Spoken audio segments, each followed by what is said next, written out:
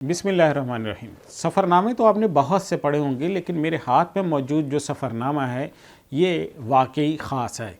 इसमें आपको एक सयाह या एक सहाफ़ी के बजाय एक ऐसा शख्स मिलता है जो आलम इस्लाम का एक फ़र्जंद है, जो दीनी तहरीकात से वाबस्ता है।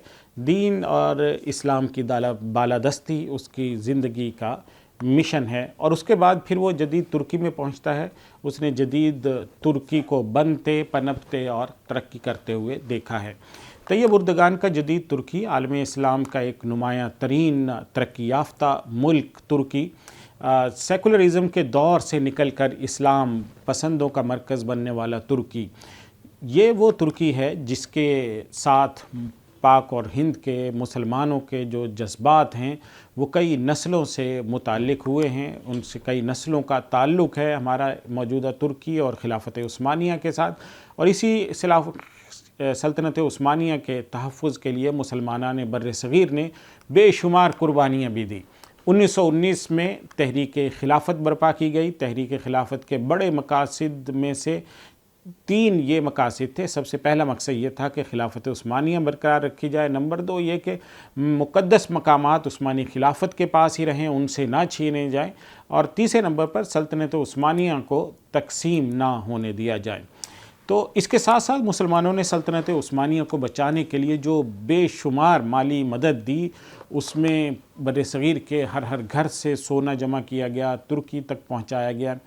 और इसके साथ साथ फिर तुर्कों के साथ बर्र सग़ीर के लोगों के ख़ानदानी मरासिम भी कायम हुए। बेशुमार लोग वहाँ पे मुंतकिल हुए, वहाँ शादियाँ की और उसके बाद फिर वहीं के होकर रह गए। और सैकड़ों हिंदुस्तानी सल्तनत उस्मानिया की तरफ जंग लड़ने के लिए रवाना हुए, सल्तनत उस्मानिया की फ़ौज का हिस्सा बने।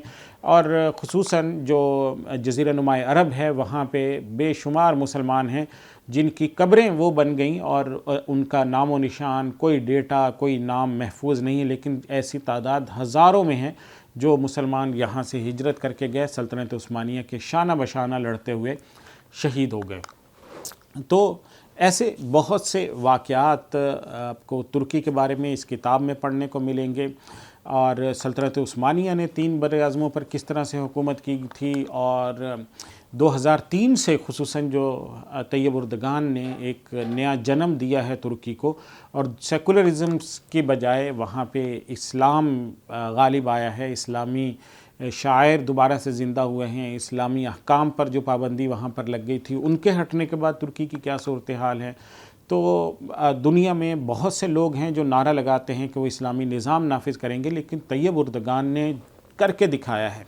और ये एक पूरी दुनिया में कॉमन परसेप्शन पाया जाता है कि जहाँ पे इस्लामी हुकूमत आएगी वहाँ पे मईशत कमज़ोर होगी, लेकिन तुर्की में आपको इसके बरक्स मुआशी तरक्की भी नज़र आती। तो ऐसी बहुत से वाक़यात, बहुत सी दिलचस्प दास्तानें वहाँ के शहरों, देहातों और इलाक़ों के सूरत हाल मौलाना अनवर गाज़ी साहब ने अपनी आँखों से देखी है, लोगों से मुलाकातें की हैं, इंटरव्यूज़ किए हैं, और फिर उसके बाद ये सफ़रनामा लिखा है जो आपको मेरे हाथ में नज़र आ रहा है। तो ये तुर्की का तारीख़ी मालूमाती तज्ज़ियाती सफ़रनामा आप ज़रूर ख़रीदिए, पढ़िए। अल हिजाज़ पब्लिशर्स ने इसे शाया किया है। इसका नंबर नोट कर लीजिए 031421397797।